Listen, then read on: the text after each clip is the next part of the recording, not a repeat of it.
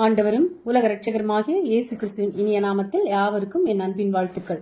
விடுதலை நாயகன் வெற்றியை தருகிறார், எனக்குள்ளே இருக்கிறார் என்னே ஆனந்தம்.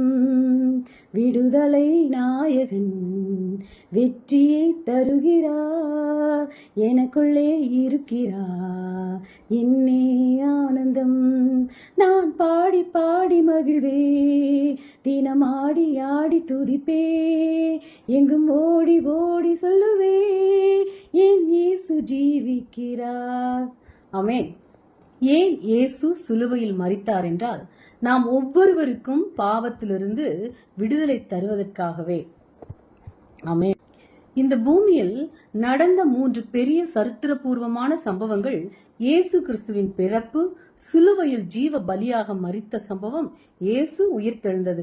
இவை அனைத்தும் என்றென்றும் மாறாத காலத்தால் அழிக்கப்படாத மகிமையான சம்பவங்கள். இதில் ஒன்றுதான் ஆண்டவராகிய இயேசு கிறிஸ்து நம் அனைவருக்காகவும் சிலுவையில் தன்னைத்தானே ஜீவ பலியாக அர்ப்பணித்தது ஆகும். அவர் ஜீவனுள்ள தெய்வமாயிருந்தார். அவரை எப்படி சிலுவையில் அறைந்து கொலை செய்ய முடியும் என்ற கேள்வி எழக்கூடும். உண்மையிலேயே ரோம சேவகர்கள் தங்கள் பலத்தினால் அவரை கொலை செய்யவில்லை. மனித குலத்துக்காக தம்மை தாமே சிலுவையில் ஜீவ பலியாக அர்ப்பணித்தார். ஆமே. பாவங்களிலிருந்து விடுதலை. ஏன் இயேசு சிலுவையில் மரித்தார் என்றால், நாம் ஒவ்வொருவருக்கும் பாவத்திலிருந்து விடுதலை தருவதற்காகவே.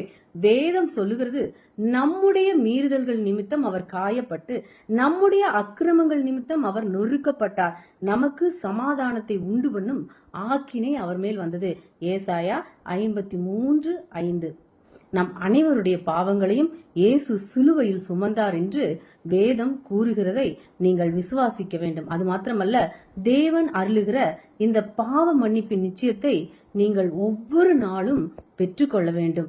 மேலும் சங்கீதம் 32:5 தாவீது, நான் என் அக்கிரமத்தை மறைக்காமல் என் பாவத்தை உமக்கு அறிவித்தேன், என் மீறுதல்களை கர்த்தருக்கு அறிக்கையிடுவேன் என்றேன். தேவரீர் என் பாவத்தின் தோஷத்தை மன்னித்தீர் என தெளிவாக கூறுகிறார். ஆகவே நாம் செய்கிற தேவன் விரும்பாத அனைத்து காரியங்களையும் கர்த்தருடைய சமூகத்தில் அறிக்கையிட வேண்டும். அப்பொழுது நம்முடைய பாவத்திலிருந்து விடுதலையை கர்த்தர் கட்டளையிடுவார். நோயிலிருந்து விடுதலை. அவர்தாமே நம்முடைய பலவீனங்களை ஏற்றுக்கொண்டு நம்முடைய நோய்களை சுமந்தார். மத்தேயு 8:17. ஜீவனுள்ள ஆண்டவராக இயேசு கிறிஸ்து தம்மை தாமே சிலுவையில் அறையப்பட ஒப்பு கொடுத்ததின் நோக்கம் நாம் ஆரோக்கியமாக இருப்பதற்காகவே. நம்முடைய சரீரத்தில் ஏற்படுகிற ஒவ்வொரு பலவீனங்களையும் ஒவ்வொரு நோய்களையும் சிலுவையில் சுமந்து விட்டார் என வேதம் சொல்கிறது. அப்படியானால் இனி நாம் வியாதிகளை சுமக்க வேண்டிய அவசியம் இல்லை என்பதை முதலாவது நாம் விசுவாசிக்க வேண்டும். இச்செய்தியை கேட்கிற உங்களுக்குள்ளே தீராத நோய்களும் பலவீனங்களும் இருக்குமானால் கட்டாயம் ஆண்டவர் உங்களை சுகமாக்கி உங்களுக்கு விடுதலை தர வல்லவராய் இருக்கிறார். இயேசு எனக்காக சிலுவையில் மரித்தார் என்றும் அவர் சிந்தின விலையேற பெற்ற ரத்தம் என்னுடைய வியாதிகளை போக்கும் என்றும் மனதார நீங்கள் விசுவாசிக்க வேண்டும். அப்பொழுது கட்டாயம் அவரது தெய்வீக சுகத்தை அனுபவிக்க முடியும். வாழ்நாளெல்லாம் வியாதியோடும் பலவீனத்தோடும் இருப்பதுதான் தேவனுடைய சித்தம் என அநேகர் தவறான கருத்துடையவர்களாக இருக்கிறார்கள். பிரியமானவனே, உன் ஆத்துமா வாழ்கிறது போல நீ எல்லாவற்றிலும் வாழ்ந்து சுகமாயிருக்கும்படி வேண்டுகிறேன். 3 யோவான் 2. இந்த வசனத்தை கவனித்தீர்களா? நாம் ஆரோக்கியமாகவும் சுகமாகவும் இருப்பதுதான் தேவனுடைய விருப்பம். இதை மனப்பூர்வமாக விசுவாசியுங்கள். மாத்திரமல்ல, நம்முடைய மீறுதல்கள் நிமித்தம் அவர் காயப்பட்டு, நம்முடைய அக்கிரமங்கள் நிமித்தம் அவர் நொறுக்கப்பட்டார். நமக்கு சமாதானத்தை உண்டு பண்ணும் ஆக்கினை அவர் மேல் வந்தது. அவருடைய தழும்புகளால் குணமாகிறோம். ஏசாயா 53:5 வேதம் தெளிவாக கூறுகிறது. ஆகவே எப்படிப்பட்ட வியாதிகளாக இருந்தாலும் சிலுவையில் சிந்தின தம்முடைய இரத்தத்தின் வல்லமையினால் பிசாசின் கிரியைகளை அழித்து தெய்வீக சுகத்தை கட்டாயம் இயேசு தருவார். ஏனெனில் அவர் இன்றும் ஜீவிக்கிறார். தரித்திரத்திலிருந்து விடுதலை. நம்முடைய கர்த்தராகிய இயேசு கிறிஸ்துவின் கிருபையை அறிந்திருக்கிறீர்களே. அவர் ஐஸ்வர்யம் உள்ளவராயிருந்தும் நீங்கள் அவருடைய தரித்திரத்தினாலே ஐஸ்வர்யவான்களாகும்படிக்கு உங்கள் நிமித்தம் தரித்திரரானாரே. 2 கொரிந்தியர் 8:9. ஆண்டவராகிய இயேசு கிறிஸ்து நம்முடைய நோய்களிலிருந்து மாத்திரம் விடுதலை தருகிறார் என்று வேதம் சொல்லவில்லை. நம்முடைய சகல தரித்திரங்களிலிருந்தும் விடுதலை தருகிறார் என்று வேதம் தெளிவாக கூறுகிறது.